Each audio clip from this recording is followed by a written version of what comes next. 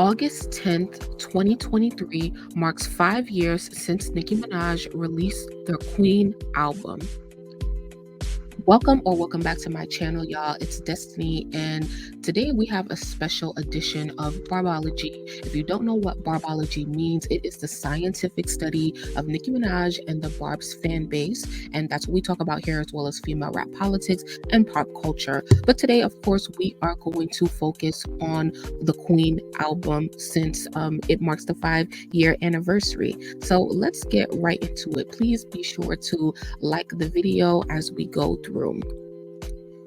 So 5 years ago today, Nicki Minaj released Queen.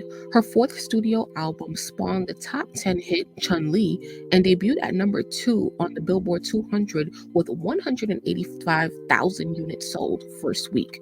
It lost 12 hours of sales due to being released late. It is certified platinum in the US and was praised by Billboard as the album that declared her as the well-deserved rap royalty. It was referred to as the most important album of Minaj's career by outlets such as The Independent and Billboard.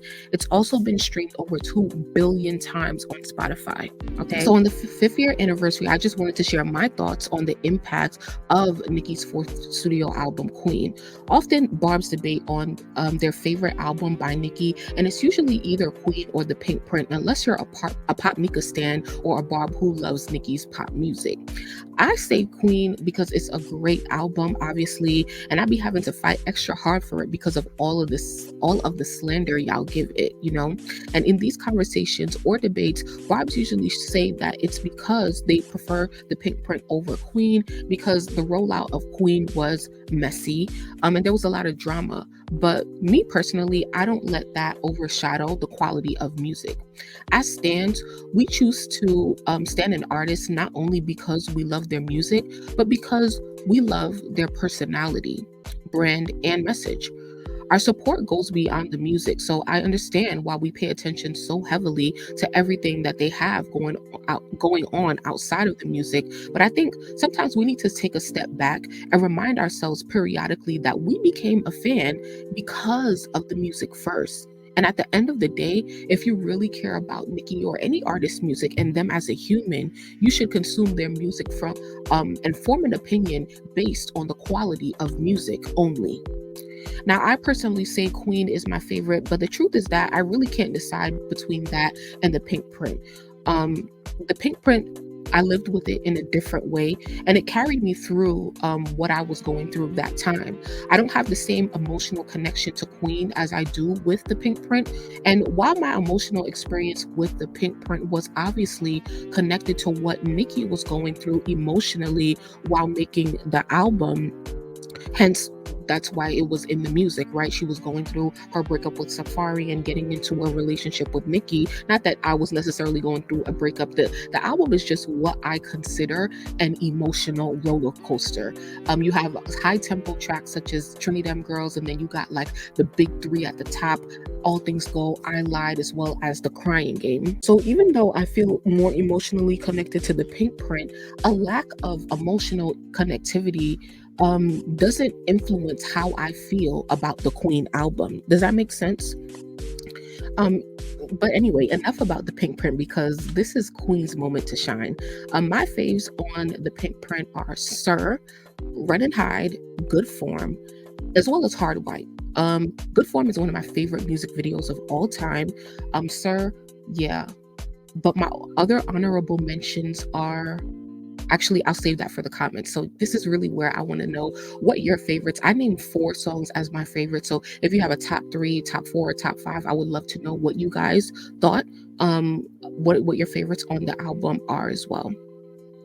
What's interesting is how Nicki has always referred to herself as a queen, even in her mixtape days. The amount of confidence she has in herself it just leaves me speechless because so many artists think they're the best thing ever since sliced bread, but their artistry and performance doesn't back it up. That's why I love Nicki so much, because she backs it up every time.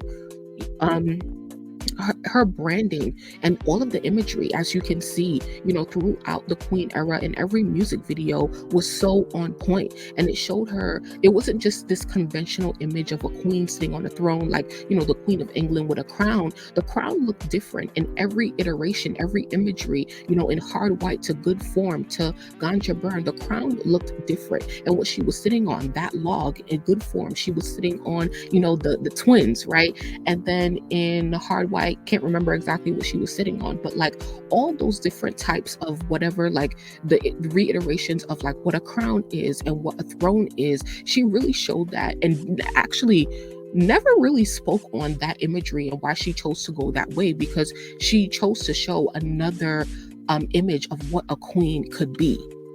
So I thought that was pretty cool.